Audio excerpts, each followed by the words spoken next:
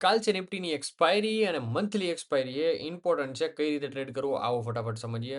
Open interest સૌથી પહેલા આપણે જોશું કારણ કે લાસ્ટ રીલ જે લોકોએ જોઈ છે એને થોડુંક રિવિઝનની જરૂર પડે એના માટે.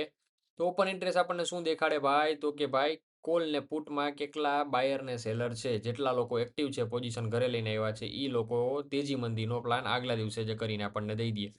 તો આમાં તમે જોજો ઇન્ટ્રાડેમાં કેટલા પોઝિશન્સ વધી હતી ભાઈ, તો કે ભાઈ ઓઆઈ ચેન્જમાં જોવાનું. તો અહીંયા ઇન્ટ્રાડેમાં ઓલમોસ્ટ 1,36,00,000 નેટ પોઝિશન છે. 88,00,000 પોઝિશન ઇન્ટ્રાડેમાં વધી હતી. મતલબ કે સપોર્ટ બન્યો 24,000નો. એના જ કારણે માર્કેટ તમને લોકોને ઉપર ગેપ અપ ખોલ્યા બાદ 24,000 સુધી સસ્ટેન થતું જોવા મળ્યું. હાયર ચાન્સીસ ગેપ ફિલ ના હતા, પણ ઓવાઈ ડેટા જોયા હોય તો આપણને ખ્યાલ રહીએ કે હકીકત શું છે. નેક્સ્ટ એના પછી શું જોવાનું, તો નેટ ઓપન ઇન્ટરેસ્ટ. તો હવે એ આપણે ઓવાઈ ચેન્જ સેવ કરી નાખ્યું હતું, મતલબ કે શો કરી નાખ્યું હતું, એટલે એકચ્યુઅલ દેખાડવા માટે. તો ફર્સ્ટ આ ચેક કર્યા બાદ જોવાનો પીસીઆર. પીસીઆર શું છે? પોઝિટિવ, બરોબર છે. મતલબ કે એમ કહે છે કે ભાઈ મને દેખાય છે તેજી. આગલા દિવસનો પીસીઆર 1.1, એના પછી 1.1, 1.1, મતલબ કે પીસીઆર કન્ટિન્યુ તેજીનો જ બનેલો છે. ઇન્ડિયા એક શું હોય તો કે બારનો, એનો મતલબ કે એ તેજીનું બનેલો. હવે આખું માર્કેટ તેજી કી છે, છતાંય મને મંદી દેખાય છે, એ વાત થોડીક અલગ છે.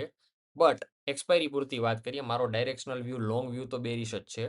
બટ કાલના દિવસ પૂરતી આપણે વાત કરીએ ઓય ડેટા જોતા, 1 કરોડ પોઝિશન ને 1,36,00,000 પોઝિશન, બે બાજુ સેમ પોઝિશન મેન્ટેન છે 24,000. હવે 24,000નું લેવલ કેવું છે તો કે ક્રુશિયલ, બટ એના કરતાં રેઝિસ્ટન્સ લેવલ જોવો 24,100, સ્ટ્રોંગ રેઝિસ્ટન્સ જોવો, કારણ કે જે કરંટ સિચ્યુએશન એના કરતાં વધારે પોઝિશન 24,200 એ 200 ને રેઝિસ્ટન્સ ગણો, સપોર્ટ ગણો 23,900 ને રેઝિસ્ટન્સ ગણવાનું છે આપણે, બરોબર છે કે સપોર્ટ ગણવાનું છે. ફટાફટ કોમેન્ટ કરી દો. હું ચાય કરીને ઊંધું બોલ્યો છું, શું કરવા?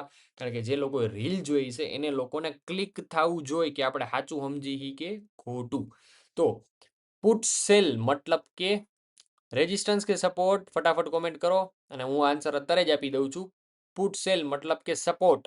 તો આ જે છે એ શું છે ભાઈ? સપોર્ટ બનેલો છે 23,900નો. કેટલો સપોર્ટ છે તો કે 1,24,00,000 પોઝિશન. એની સામે કોલ સેલ કેટલા? તો કે 35,00,000. હવે છેલ્લી રીલ આપણી યાદ કરો, જેમાં મેં સમજાવ્યું હતું કે બુલ ને બેર મતલબ કે કેટલા માણસો હે, તો કે ભાઈ આમાં 124 જણા હે, મતલબ કે 1.24 CR જે લખેલા છે ને સપોર્ટ એ, તો અહીંયા કેટલા હે ભાઈ? સપોર્ટમાં સપોર્ટ દેવા માટે 124 જણા બેઠા. એની સામે બાંધવા માટે કેટલા જણા? તો કે 35.8, મતલબ કે રાઉન્ડ ફિગર 35 જણા હે. તો 124 જણા ને 35 જણા પહોંચી શકે? તો કે ના, નો પહોંચી શકે. એટલે સ્ટ્રોંગ સપોર્ટ તમે કહી શકો 23,900નો, સ્ટ્રોંગ રેઝિસ્ટન્સ તમે કહી શકો 24,200નું, બરોબર છે. હવે આમાંથી આપણને એક રેન્જ મળી ગઈ. રેડી? હા, જો હું હે ને એનાલિસિસ કરાવવામાં જ નથી માનતો, હું તમને લર્નિંગ પ્રોવાઈડ કરાવવામાં પણ માનું છું. એટલે જોઈને નીકળી નહીં જવાનું. રીલ તમે સેવ કરીને રાખી દીધી, સેવમાં જ પડી રહેલ. કોઈ દી લેસન તમે કરશો ને એટલે લેસન હું રાતે બનાવીશ, ત્યાં કરાવતો જઈશ એનાલિસિસ વિડીયોમાં. તો આગળ વાત કરીએ આપણે. હવે આપણને લેવલ મળ્યું કયું? 24,200નું. તો એને આપણે એઝ રેઝિસ્ટન્સ ગણવાનું છે, બરોબર છે. કારણ કે અહીંયા કોલ સેલ જાજા હતા, પુટ સેલ જાજા છે. એ ક્યાં છે ભાઈ? અહીંયા 24,900. એટલે આપણે એના કરતાં ચાર્ટને મહત્વ આપીએ તો 23,800નો સપોર્ટ છે. તો નો ટ્રેડિંગ ઝોન કયું થયું? તો કે ભાઈ આ એક આખો નો ટ્રેડિંગ ઝોન છે ઓવાઈ ડેટાના હિસાબથી, કે આમાં ટ્રેડ ના થાય. બટ હવે 400 પોઈન્ટની રેન્જ નિફ્ટીમાં ઘોરી કરી દો તો ટ્રેડ કરો ક્યાં? તો હવે આપણે પહેલા ચેક કરી નાખીએ શું હાલે છે માર્કેટ. તો કે ભાઈ 23,900, એટલે કે 24,000 અત્યારે શું છે મેક્સ પેન. તો 24,000 કેટલી પોઝિશન વધી જાય તો જે ઓલા રિયા લોકો ભાગી જાય, મતલબ કે બુલ લોકો, પુટ સેલ કરવા વાળા બુલ હોય, કોલ સેલ કરવા વાળા બિયર હોય. કારણ કે કોલનો ભાવ ઘટે તો શોર્ટ સેલરને ફાયદો થાય, પુટનો ભાવ ઘટે તો શોર્ટ સેલરને ફાયદો થાય. પણ એનો વ્યૂ શું હોય? તેજીનો. પુટનો ભાવ ઘટાડવા માટે જે માણસ સેલ કરે એ માણસનો વ્યૂ તેજીનો હોય, એવું યાદ રાખવાનું. બધી અલગ અલગ રીતે હું બોલી ગયો, જેથી કરીને તમને લોકોને યાદ રહે. હવે ડાયરેક્ટલી આપણે લોકો સમજીએ 1.25 ને 1.36, તો 10,00,000 પોઝિશન વધી જાય તો ગેમ ચેન્જ થઈ જાય. તો આપણે અહીંયા રાહ હું જોવાની ભાઈ? અત્યારે ગિફ્ટ નિફ્ટી તેજી નથી કરી શકતી, તો આપણે અહીંયા ઈ લેવલ જોવો કાલના દિવસ માટે કે ભાઈ 24,000 ઉપર સસ્ટેન નથી કરતું, અને જો 23,950નું આ લેવલ છે ને બ્રેક કરી નાખે તો અહીંથી આપણે તેજી મની પ્લાન કરશું, બરોબર? તેજી કે મંદી. તો એના માટે આપણને ખબર પડી 60 પોઈન્ટની રેન્જ. જો જ્યારે બહુ ઓવાઈ ડેટા ક્રુશિયલ હોય, પ્લસ ચાર્ટ જોતા ક્લિયર ના હોય, તો ચાર્ટ જોતા ક્લિયરિટી ના મળે. અહીંયા જો આ જગ્યા જે રહી ને અત્યારે માર્કેટ જે જગ્યાએ સ્ટક છે, મારો તો વ્યૂ બેરીશ જ છે. પણ આ જગ્યાએ સ્ટક છે. હવે માર્કેટ શું કરવા સ્ટક છે તો એ સમજો, કારણ કે માર્કેટને કંઈ સ્ટ્રક્ચર મળતું નથી. જો અહીંયાથી આ તેજી કરી, આ મંદી કરી, આ તેજી કરી, આ મંદી કરી, આ મંદી કરશે, તેજી કરશે, પછી હેડ એન્ડ શોલ્ડર બનાવીને પડશે. શું કરશે એ આગળ આપણે પ્રિડિક્ટ નથી કરવું, પણ એક એક દિવસ કેવા છે અત્યારે કન્ફ્યુઝન વાળા. જ્યાં સુધી માર્કેટ 23,800 બ્રેક કરીને નીચે નથી જતું, જ્યારે જો નીચે ગયું ત્યારે શું થયું, જો માર્કેટ નીચે ગયું ત્યારે શું થયું, માર્કેટ નીચે ગયું, આ એકચ્યુઅલીમાં જોવા જાવ તો હેડ એન્ડ શોલ્ડર પેટર્ન જ છે. એ બ્રેક કરીને નીચે ગયું, હવે આ રિટ્રેસ થવા ઉપર ગયું, ત્યાંથી પાછું નીચે આવવું જોઈએ, પણ એ નીચે નહીં આવે ત્યાં સુધી આપણા માટે તો માર્કેટ કેવું રહે, ટ્રેપ વાળું કે કન્ફ્યુઝિંગ. અને બુલ ટ્રેપ કેવો કે બે ટ્રેપ કેવો, તો કે ભાઈ માર્કેટ સપોર્ટ આગળથી બુલ ટ્રેપ કરે છે, તો આને આપણે એઝ અ ટ્રેપ ક્રિએટ થયો છે એવું સમજીને ચાલવું પડે. બરોબર છે. તો હવે આમાં હજી કન્ફ્યુઝ છો તો શું કરવાનું, તો એક ભાઈની કોમેન્ટ હતી કે ચાર્ટ ઉપર ઓપન ઇન્ટરેસ્ટ જોઈ શકીએ, હા કે ના પ્રશાંતભાઈ, તો કે ભાઈ એનો એક બેટર રસ્તો છે. ચાર્ટ ઉપર ઓપન ઇન્ટરેસ્ટ જોવું હોય ને તો આપણે એક ફિક્સ રેન્જ વોલ્યુમ નામનું ટૂલ છે જે આપણે યુઝ કરી છીએ, એ એવી રીતે મારવાનું. હવે આમાં કેવું છે કે આ ઓપન ઇન્ટરેસ્ટ કેવું નીકળે, તો કે ફ્યુચરના બેઝ ઉપર ઓપન ઇન્ટરેસ્ટ નીકળતું હોય છે. બરોબર.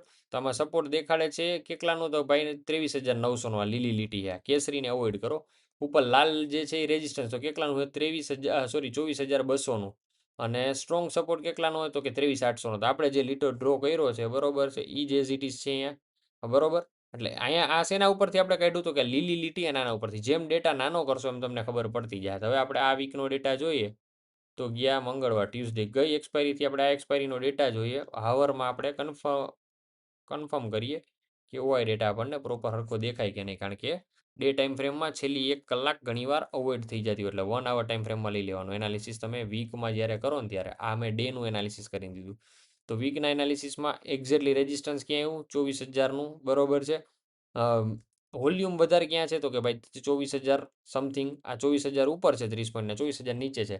મેજોરિટી આ ઇન્ડિકેટરનો યુઝ શું કરવા થાય, તો કે સપોર્ટ કે રેઝિસ્ટન્સ ગોતવા આવે. સપોઝ કે સપોર્ટ ઇન્ટ્રાડે બેઝ ઉપર ક્યાં હતો 2 દિવસમાં, તો કે ભાઈ આની પહેલા અહીંયા રેઝિસ્ટન્સ બન્યું ને અહીંયા સપોર્ટ બન્યો. હવે આપણે આજના દિવસની વાત કરીએ, તો આજના દિવસની આપણે કેન્ડલ લઈ લઈએ, 15 મિનિટનો ટાઈમ ફ્રેમ.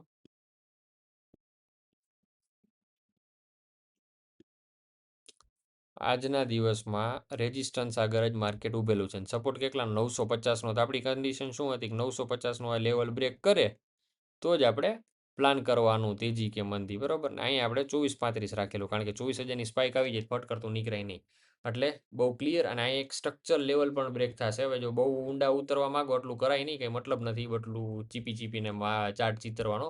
બાકી આ એક ટ્રેન લાઈન બ્રેક થાય છે, પણ હવે જોવાની જરૂર નથી, કારણ કે અહીંથી સ્ટ્રક્ચર બ્રેકડાઉન થઈ જાય અહીંયા જ ખબર પડી જાય. એટલે મેં લેવલ્સ તમને કહી દીધા, 23,950, 24,050, આ બે લેવલ બ્રેક કરે ઉપર કે નીચે આપણે ટ્રેડ મળે, બરોબર.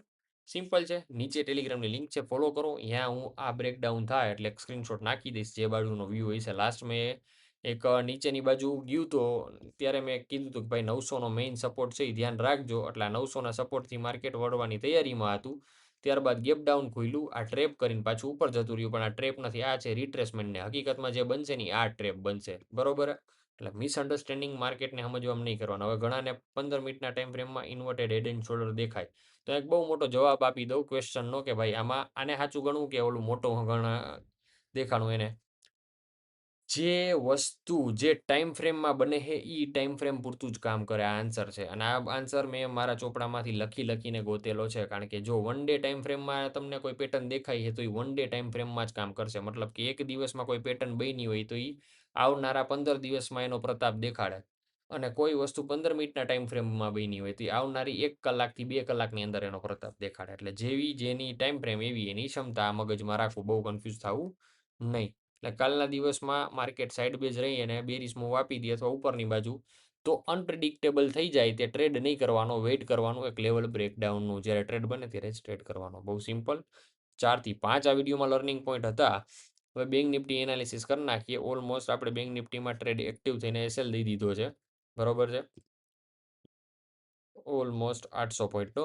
બટ હું બે એઝ ઇટ ઇઝ પ્લાન જે છે આ લેવલ બ્રેકનું આપણે અહીંયા જ રાખીએ. આ બ્રેક થાય 56,200નું તો જ આપણે પ્લાન કરીએ છીએ, બાકી એઝ ઇટ ઇઝ, બરોબર. બાકી બેંક નિફ્ટીમાં નો ટ્રેડ્સ ભાઈ, સિમ્પલ. સેન્સેક્સની કંઈ વાત કરવાની જરૂર નથી. સેન્સેક્સ એક રેન્જમાં જ આવી ગયો છે ભાઈ. બરોબર. સેન્સેક્સ આ રિટ્રેસ થઈ ગયો ટ્રેન્ડ લાઈનને. ગેપ ફિલ કરી દીધો. અહીંથી પાછો પડતો થાય ને ત્યારે આપણે સેન્સેક્સને 73,000 જોવાનો છે. અહીંથી 3,000 કે 4,000 પોઈન્ટ સેન્સેક્સ પડવો જોઈએ. મેઇન કાલે નિફ્ટી ઇમ્પોર્ટન્ટ છે. બીજું કાંઈ છે નહીં. બરોબર છે. મળી નેક્સ્ટ વિડીયોમાં. જય હિન્દ, જય ભારત.